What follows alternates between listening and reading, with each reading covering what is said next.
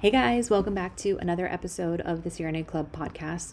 Today, I want to address something that seems to be coming up in a couple of conversations lately with applicants, and probably something that you've wondered as well or tried to Google and find out information online.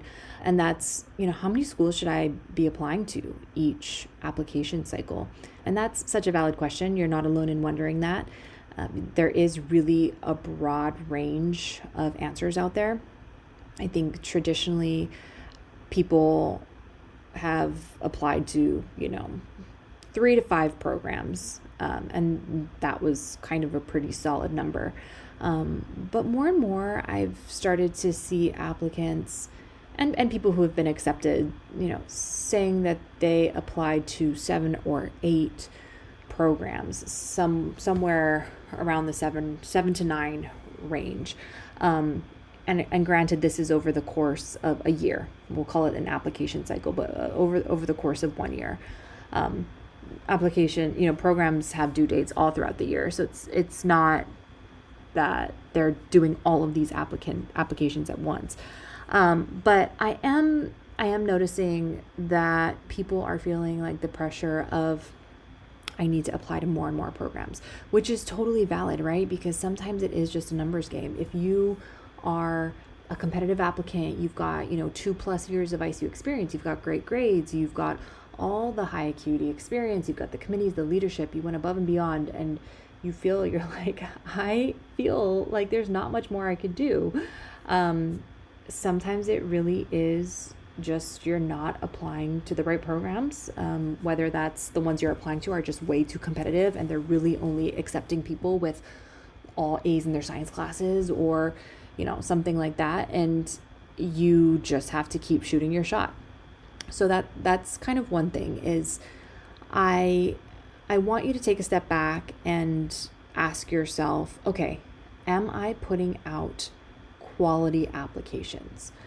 Now, what is that? What do I mean by quality applications? Okay, well, I want you to look at your essay.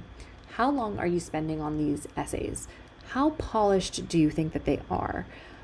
Do you feel like you're really giving your essays the time and attention that they deserve? Because the essay is a really big piece of the puzzle, right? You're turning in an application that you feel is competitive, you feel your grades are good, you have all of the, check boxes checked. What's going to set you apart? It's your essay. And I harp on this a lot, and I used to do a lot of essay reviews, and I can tell you from my experience, there has not been a single time where I've read an essay and I'm like, this is great, I don't have much to add. Most of the time I read an essay and I say, okay, we've got maybe like 1 or 2 usable points here, but let's scrap the rest and you need to start over and really address the prompt. Now, I'm not saying that's everybody, but I think a lot of people underestimate how difficult writing the essay can be. So I really want you to ask yourself, okay, am I turning in an essay specifically that I can say I really spent time on, and this is a quality essay that I feel proud of? Because the other stuff doesn't really change, right? Like for the most part, you do your resume or CV once. Yes, maybe there's a program that has like a special resume template that you have to use, but for the most part, you kind of do that one time. Maybe you add things, you update it. Your GRE score is not changing. Your GPA is not changing. Maybe you have some additional things to add on your resume that could change. But what's really going to be changing from application to application is going to be your essay, and that's what's going to be draining you. The other thing is your letters of recommendation, right? Like if you tell me that the people you're asking for letters of recommendation from are happy to write you or fill out 7 or 8 letters of recommendation forms or letters or whatever throughout the course of the year, by all means, go for it. If all of your programs use NursingCast and they're just like clicking buttons and submitting them, and it's not a big deal to them, like go for it, right? But for some people, it can get really tricky. You start mapping out your letters of recommendation requests and you're like, oh, okay, if I ask my manager for 2 in January and then 2 in April and then 3 more in July. Like, how much is he going to hate me? It starts to be like, okay, is this a lot? Now, I am all about you going out there and just asking for these letters of recommendation and doing it, because I don't want the fear of you going and asking your charge nurse or a nurse practitioner or an intensivist or your manager for another letter of recommendation to be the reason that holds you back from submitting an application to a school that you could get a yes from. I have had many pep talks in the DMs of people to be like, I don't know why I'm so nervous about asking my manager, blah, blah, blah, blah. And it's because you're human, right? You don't want to disappoint them. You're worried that they're going to be upset with you, the thousands of dollars it took to train you in the ICU, and you're thinking about leaving. But the reality is, like, what they think about you is none of your business, right? You've got things to do. You've got a mission to accomplish. You've got a CRNA to become. And if your manager gives you a little tood for a bit, or maybe it's more than that, maybe there's drama for a couple of months or a couple of weeks, I'm telling you, in a year, in 2 years, when you're in CRNA school, you are not even going to remember, right? It's what people's negative reactions are to you going after your dreams. That's a reflection on them, on their insecurity, and their regret of not being able to fulfill the things in their life that they wish they could do, or regret with the mistakes that they've made. Do not let that deter you from putting yourself out there and going for it and asking for these letters of recommendation. That's not what I'm trying to say at this point. But what I am trying to say is, like, okay, is it realistic for you to ask your manager for 20 letters of recommendation in a calendar year? Maybe, but probably not, right? So I want you to kind of think about that. I do think at a certain point, though, it does become somewhat of a numbers game if you've done all the things to do that make you a competitive applicant. I'm not saying if you have a B minus, average science GPA of 3.0, 2.8, that if you apply to 20 programs, surely one will say yes. No, I'm pretty sure all of them are going to say no, because they're going to all look at your science grades and say, hey, you don't got it. I'm specifically talking about the people who they're like, I have taken organic chemistry, I've taken pathophysiology, I've got A's in those, I've maybe taken a graduate class, I did well on my GRE, I've got my certifications, I got the high acuity experience for 3+ years, whatever it is. These are the people that I'm talking to who feel like they're like, I'm doing all the things, right? If you applied to 5 or 6 programs your first year and you did not even get an interview at a single one, I want you to take a look at your application. I want you to try to find, ask the CRNAs that you shadow.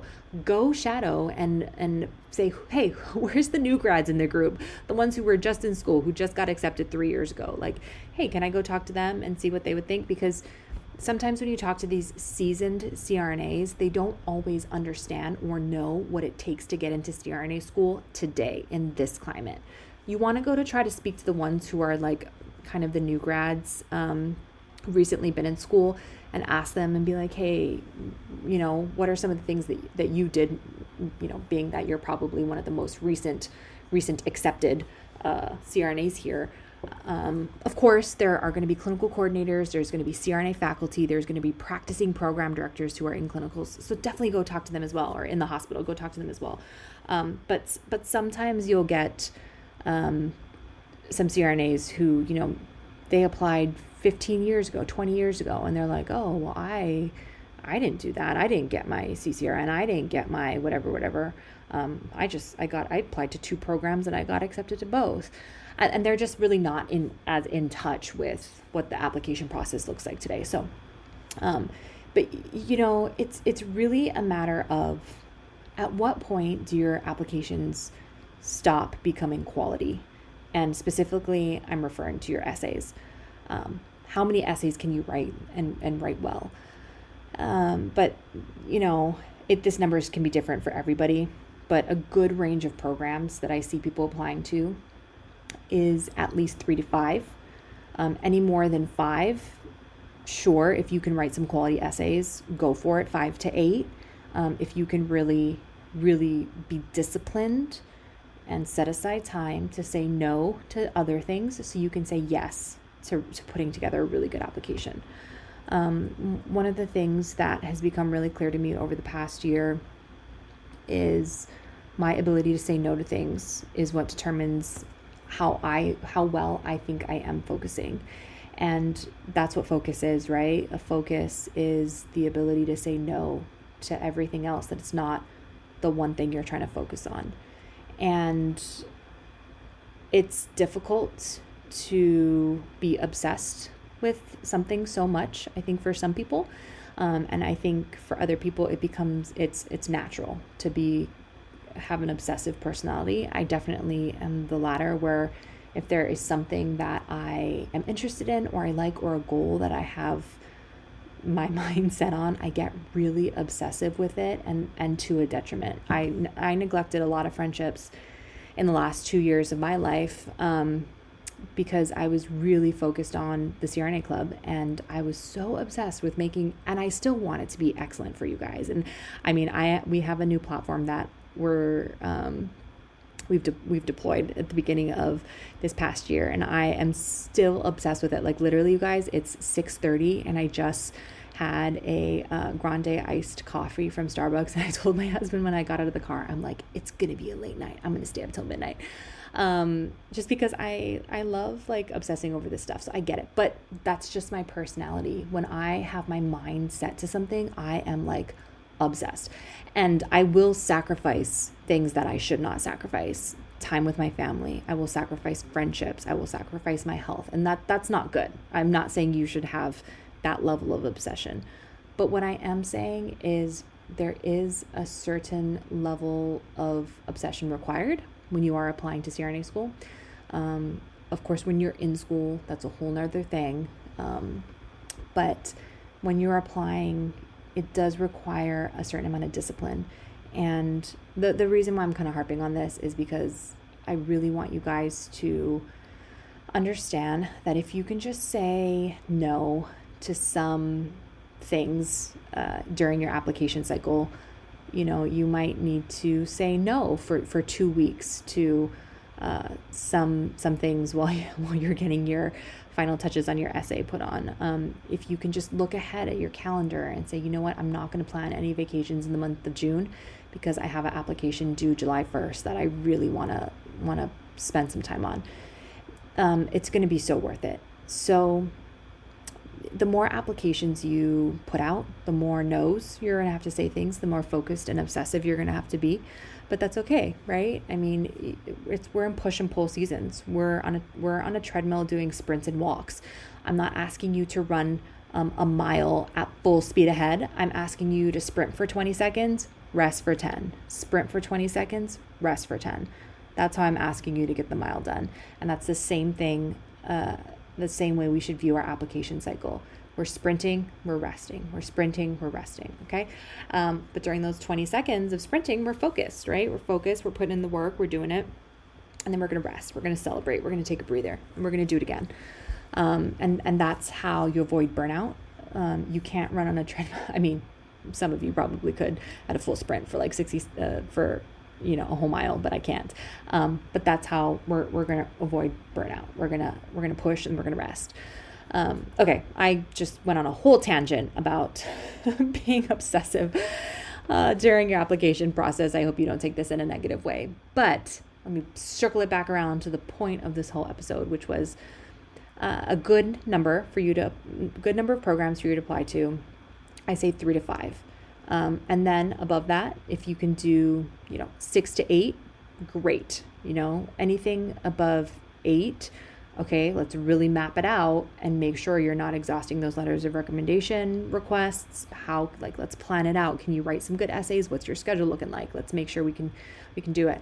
And then my last final tip for you is, if you're at that point of applying like a second year around and you're like, okay, I'm going to apply to like 8 programs this cycle, and this is your second year, and you're like, I'm just going to like do more applications.